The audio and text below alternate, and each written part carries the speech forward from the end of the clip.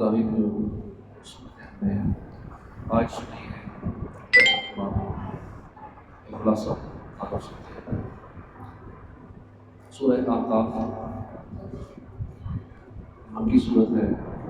البتہ بعض مفسرین کے نزدیک اس کی چند آیتیں مدنی ہیں اور وہ قل ارأیتم ان کان من عند اللہ اور فاصبر کما صبر اور ووصینا الانسان بوالدیہ سے لے کر الا اساطیر الاولین تک 3 آیتیں، اس میں 4 رکوع ہیں، 35 آیتیں ہیں۔ احقاف یمن کی اس زمین کا نام ہے جہاں قوم عاد آباد ہے، اور اس سورت کی آیت نمبر 21 سے اس زمین احقاف میں رہنے والی اس قوم عاد کا واقعہ موجود ہے۔ اس مناسبت سے اس کو سورہ احقاف کہتے ہیں۔ اس سورت کا مرکزی مضمون یہ ہے کہ اس میں توحید، رسالت، وحی، مرنے کے بعد دوبارہ زندہ ہونے، اعمال کی جزا ملنے کے بارے میں کلام کیا گیا۔ ابتدا میں اللہ تعالیٰ کی وحدانیت اور قیامت سے متعلق دلائل دیے گئے، بتوں کی پوجا کرنے والے مشرکین کی مذمت بیان کی گئی۔ قرآن مجید اور رسول کریم صلی اللہ علیہ وسلم کی رسالت کے بارے میں کفار کے شبہات کا جواب دیا گیا۔ اللہ تعالیٰ کی وحدانیت کو ماننے والے، اس کے دین پر ثابت قدم رہنے والے، والدین کی اطاعت کرنے والے، ان کے ساتھ بھلائی کرنے والے کی جزا بیان کی گئی کہ یہ جنتی ہے، اور اللہ تعالیٰ کے ساتھ کفر کرنے والے، والدین کی نافرمانی کرنے والے، مرنے کے بعد دوبارہ زندہ کیے جانے کا انکار کرنے والے کی سزا بیان کی گئی کہ یہ جہنمی ہے۔ حضرت ہود علیہ السلام اور ان کی قوم کا واقعہ بیان کیا گیا کہ اس قوم کے لوگ اپنی طاقت اور قوت کی وجہ سے سرکش ہو گئے اور بتوں کی پوجا کرنے والے قائم رہے، تو اللہ نے آندھی کے عذاب کے ذریعے انہیں نیست و نابود کر دیا۔ اور اس واقعے کو بیان کرنے سے مسعود کفار مکہ کو حضور صلی اللہ علیہ وسلم کی تکذیب سے ڈرا رہا ہے کہ اگر وہ اپنی سرگرمی سے باز آئے، اس سرگرمی پر قائم رہے، تو ان کی انجام بھی قوم عاد جیسا ہو سکتا ہے۔ قرآن پاک کی آیات سن کر ایمان قبول کرنے والی جنوں کی ایک جماعت کا ذکر کیا گیا، اور یہ بتایا گیا کہ انہوں نے اپنی قوم کو حضور محمد صلی اللہ علیہ وسلم پر ایمان لانے کی دعوت دی۔ یہ بتایا کہ جو ان پر ایمان نہیں لائے گا وہ کھلی گمراہی میں ہے۔ اس صورت کے آخر میں مردوں کو دوبارہ زندہ کرنے پر اللہ کی قدرت کی دلیل دی گئی، اور یہ بتایا گیا کہ کفار ہر صورت جہنم کا عذاب پائیں گے، اور اللہ تعالیٰ نے اپنے حبیب صلی اللہ علیہ وسلم کو تلقین کی کہ حبیب صلی اللہ علیہ وسلم صبر کرو جیسے ہمت والے رسولوں نے صبر کیا، اور کافروں کے لیے عذاب طلب کرنے میں جلدی نہ کرو۔ اس کے بعد سورہ محمد یہ مدنی ہے، اس میں 4 رکوع ہیں، 38 آیتیں ہیں۔ اس سورت کی دوسری آیت میں نبی کریم صلی اللہ علیہ وسلم کا نام مبارک محمد ذکر ہے، اس مناسبت سے اس کو سورہ محمد کہتے ہیں۔ اس سورت کا ایک نام سورہ قتال بھی ہے۔ اس کی وجہ یہ ہے کہ اس میں کفار کے ساتھ جہاد کے احکام بیان کیے گئے۔ اس سورت کا مرکزی مضمون یہ ہے کہ اس میں کفار کے ساتھ جہاد کرنے کے احکام، جہاد کرنے کا ثواب بیان کیا گیا۔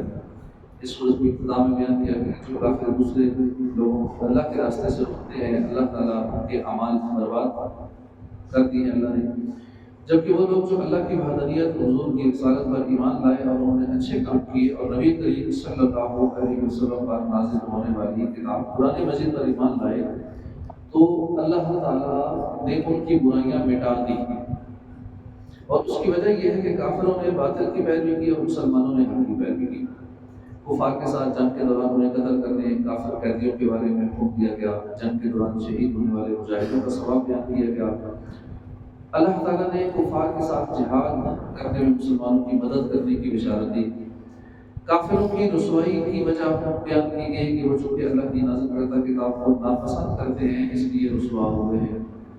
کفار مکہ کے سامنے سابقہ لوگوں کا انجام بیان کرتے ہوئے بتایا گیا کہ ان کا انجام بھی انہیں جیسا ہو سکتا ہے۔ پرہیزگار مسلمانوں سے جس جنت کا وعدہ کیا گیا ہے اس کے اوصاف بیان کیے گئے، منافقوں کی صفات بیان کی گئی۔ انہیں بتایا گیا کہ اللہ تعالیٰ ان کے چھپے ہوئے بغض اور کینے کو ظاہر فرما دے گا۔ اس صورت کے آخر میں دنیاوی زندگی کی حقیقت اور بخل کرنے کی مذمت بیان کی گئی۔ اس کے بعد سورہ الفتح مدینہ منور میں نازل ہوئی، اس میں 4 رکوع ہیں، 29 آیتیں ہیں۔ اس صورت مبارکہ کی پہلی آیت میں حضور کو صلی اللہ علیہ وسلم کو روشن فتح کی بشارت دی گئی۔ اس مناسبت سے اس کا نام سورہ فتح ہے۔ حضرت عمر فاروق رضی اللہ عنہ فرماتے ہیں، ایک سفر کے دوران میں نے حضور کی بارگاہ میں حاضر ہو کر سلام عرض کیا۔ آپ نے فرمایا، آج رات مجھ پر ایک صورت نازل ہوئی ہے جو مجھے تمام چیزوں سے زیادہ پیاری ہے جن پر سورج طلوع ہوتا ہے۔ پھر آپ نے اس صورت کی یہ آیت تلاوت فرمائی، اِنَّا فَتَحْنَا لَكَ فَتْحًا مُبِينًا، ہم نے تمہارے لیے روشن فتح کا فیصلہ فرما دیا۔ اس صورت کا مرکزی مضمون یہ ہے کہ اس میں صلح حدیبیہ کا واقعہ بیان کیا گیا ہے۔ مسلمانوں کو یہ بشارت دی گئی کہ یہ صلح مکہ مکرمہ کی فتح کا پیش قیام ہے اور اب مسلمانوں کو کفار پر مکمل غلبہ حاصل ہونے کا وقت قریب ہے۔ اس صورت کی ابتدا میں فتح مکہ کی بشارت دی گئی اور یہ بتایا گیا کہ اس مہم سے مسلمانوں کو عظیم کامیابی اور جنت حاصل ہوگی، اور یہ مہم ان منافقوں کے لیے اللہ کے غضب اور اس کی لعنت کا سبب بنی جنہوں نے حضور کے بارے میں یہ بدگمانی کی کہ وہ مسلمانوں کو موت کے منہ میں لے جا رہے ہیں، اور اب ان میں سے کوئی بھی زندہ بچ کے واپس نہیں آئے گا۔ حضور صلی اللہ علیہ وسلم کے اوصاف بیان کیے گئے کہ اللہ نے آپ کو حاضر و ناظر، خوشخبری دینے والا، ڈر سنانے والا بنا کر بھیجا ہے تاکہ لوگ اللہ تعالیٰ پر اور حضور پر ایمان اور نبی کریم صلی اللہ علیہ وسلم کی تعظیم کریں، توقیر کریں۔ منافقوں کی صفات بیان کی گئی اور یہ بتایا گیا کہ جو مسلمان اندھے، لنگڑے اور بیمار ہیں وہ اپنے اس عذر کی وجہ سے جہاد میں شامل نہ ہو سکیں تو ان پر کوئی حرج نہیں، وہ اللہ اور اس کے رسول کی اطاعت کرتے رہیں، اللہ تعالیٰ انہیں جنت عطا فرمائے گا۔ حدیبیہ کے مقام پر بیعت کرنے والے صحابہ کرام کو رضا الہی کی بشارت دی گئی، مسلمانوں سے بہت سی غنیمتوں کا وعدہ فرمایا گیا۔ حدیبیہ کے مقام پر کفار مکہ سے جنگ کی بجائے صلح ہونے میں مسلمانوں پر جو اللہ کا فضل ہوا وہ بیان کیا گیا، اور نبی کریم صلی اللہ علیہ وسلم کی خواب کی تصدیق اور اس کی تعبیر میں تعبیر کی حکمت بیان کی گئی۔ اس صورت کے آخر میں بتایا گیا کہ حضور صلی اللہ علیہ وسلم کو ہدایت اور دین حق کے ساتھ بھیجا گیا تاکہ اللہ تعالیٰ اسے سب دینوں پر غالب کر دے، اور نبی کریم صلی اللہ علیہ وسلم اور ان کے صحابہ کرام آپس میں نرم دل ہیں جبکہ کافروں پر سخت ہے۔ نیز نیک اعمال کرنے والے مسلمانوں سے مغفرت اور عظیم ثواب کا وعدہ کیا گیا۔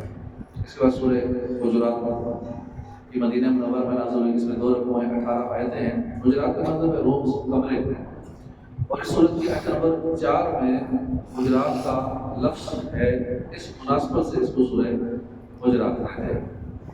اس صورت کا مرکزی مضمون یہ ہے کہ صورت میں کئی امور میں مسلمانوں کی تربیت فرمائی گئی۔ اس صورت کی ابتدا میں حضور کو نور صلی اللہ علیہ وسلم کی بارگاہ میں حاضری کے احکام بیان کیے گئے، اور جو لوگ سید المرسلین صلی اللہ علیہ وسلم کی بارگاہ میں اپنی آوازیں نیچی رکھتے ہیں انہیں بخشش اور بڑے ثواب کی بشارت دی گئی۔ مسلمانوں کو معاشرتی آداب بتائے گئے اور ان کی اخلاقی تربیت کی گئی کہ تحقیق کیے بغیر کوئی خبر قبول نہ کریں، کسی مسلمان کے بارے میں بدگمانی نہ کریں، کسی کی غیبت نہ کریں، کسی کا نام نہ بگاڑیں، کسی کا مذاق نہ اڑائیں۔ ہمارے معاشرے میں یہ چیزیں بہت عام ہیں، جیسے ہی کوئی دوسرے کے بارے میں بات کرتا ہے کہ فلاں ایسا ہے، بغیر تحقیق کیے اس کے بارے میں خالی اس خبر پر بغیر تحقیق کیے یقین کر لیتے ہیں، دل میں اس مسلمان کے بارے میں بدگمانی بٹھا لیتے ہیں، بغض و کینہ، نفرت، اس کا ایک امیج بنا لیتے ہیں دماغ میں کہ ہاں بس یہ ایسا ہی ہے، بغیر تحقیق کیے۔ یہ درست نہیں۔ قیمتوں کا سلسلہ شروع ہو جاتا ہے، پھر بدگمانیاں، اور نہ جانے شیطان پھر کہاں سے کہاں لے جاتے ہیں۔ یہ حکم دیا گیا کہ مسلمانوں کے 2 گروہ آپس میں لڑ پڑے تو ان میں صلح کرا دی جائے، اگر وہ صلح نہ کرے تو ان میں سے جو گروہ باطل پر ہو اس کے ساتھ جنگ کی جائے یہاں تک کہ وہ رائے راست بات نامزد ہو جائے۔ اس صورت کے آخر میں اپنے ایمان کا احسان جتانے والوں کی سرزنش کی گئی اور یہ بتایا گیا کہ کسی کا اسلام قبول کرنا اللہ کے رسول پر کوئی احسان نہیں ہے۔ نیز حقیقی مسلمان وہ ہے جو اللہ تعالیٰ اس کے رسول پر ایمان لائے، پھر وہ دین کے کسی کام میں شک نہ کرے اور اپنی جان اور مال سے اللہ کی راہ میں جہاد کرے۔ اس کے بعد سورہ قاف یہ مکہ مکرمہ میں نازل ہوئی، اس میں 3 رکوع ہیں، 45 آیتیں ہیں۔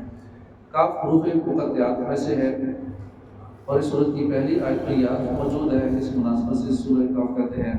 حضرت عمر بن خطاب نے حضرت ابو واقد لیثی رضی اللہ عنہ سے پوچھا، نبی کریم صلی اللہ علیہ وسلم عیدین کی نماز میں کیا پڑھا کرتے تھے؟ آپ نے عرض کی کہ حضور عید کی نماز میں قاف والقرآن المجید اور اقتربت الساعۃ وانشق القمر پڑھا کرتے تھے۔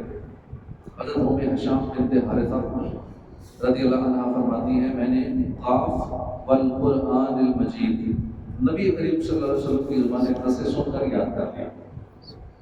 آپ ہر جمعے کے دن ممبر پر خطبہ دیتے ہوئے یہ سورت پڑھا کرتے تھے۔ اس سورت کا مرکزی مضمون یہ ہے کہ اس میں مرنے کے بعد دوبارہ زندہ کیے جانے کا ثبوت پیش کیا گیا اور اسلام کے اس بنیادی عقیدے کا انکار کرنے والوں کا رد کیا گیا۔ اس سورت کی ابتدا میں آسمانوں کی ستونوں کے بغیر تخلیق، ان میں ستاروں کو سجائے جانے، آسمانوں میں شگاف نہ ہونے، زمین کو پانی پر پھیلانے، اس میں بڑے بڑے پہاڑوں کو نصب کرنے، خوبصورت پودے اگانے، آسمان کی طرف سے بارش کا پانی نازل کر کے زمین میں درخت اور اناج اگانے اور ان کے فوائد بیان کر کے مردوں کو زندہ کرنے پر اللہ کے قادر ہونے کے دلائل بیان کیے گئے۔ سابقہ امتوں جیسے حضرت نوح علیہ السلام کی قوم، اصحاب رس، ثمود، عاد، فرعون، لوط علیہ السلام کی قوم، اصحاب ایکا، حضرت شعیب علیہ السلام کی قوم اور قوم طوفہ کے بارے میں بتایا گیا کہ جب انہوں نے اللہ کے رسولوں کو جھٹلایا، نبیوں کو جھٹلایا تو ان پر عذاب نازل ہوا۔ لہٰذا فارغوں کا کھلا جانا چاہیے کہ ان جیسے عمل کر کے کہیں یہ بھی اللہ کے عذاب میں مبتلا نہ ہو جائیں۔ یہ بتایا گیا کہ ہر انسان کے دائیں اور بائیں ایک ایک فرشتہ بیٹھا ہے جو کہ انسان کے ہر قول و عمل لکھ رہے ہیں۔ موت کی سختیاں، حشر اور حساب کی ہولناکیاں بیان کی گئیں، متقی لوگوں کا وصف اور ان کی جزا بیان کی گئی، اور یہ بتایا گیا کہ سابقہ امتوں کی ہلاکت سے عبرت اور نصیحت وہ حاصل کرتا ہے جو حق قبول کرنے والا دل رکھتا ہو، یا کان لگا کر اور دل سے حاضر ہو کر قرآن کی نصیحتیں سنتا ہو۔ تقریریں بہت لوگ سنتے ہیں، درس و بیان بھی سنتے ہیں، لیکن ہر ایک وہ باتیں قبول نہیں کرتا، اپنی باتوں پہ عمل نہیں کرتا۔ صرف وہی کرتا ہے کہ جس کا دل حق بات قبول کرنے والا ہوتا ہے، صرف وہی اس پہ عمل کرتا ہے، سنتا ہے اور کان لگا کے توجہ سے سنتا ہے، نصیحتیں حاصل کرنے کے لیے سنتا ہے، وہ فائدہ اٹھاتا ہے۔ باقی لاکھوں لوگ سنتے ہی رہتے ہیں، باتیں نہیں فائدہ اٹھا سکتے۔ اللہ پاک ہمیں قرآن پاک پر عمل کی توفیق عطا فرمائے۔ آمین۔ جامعہ بالامین صلی اللہ علیہ وسلم۔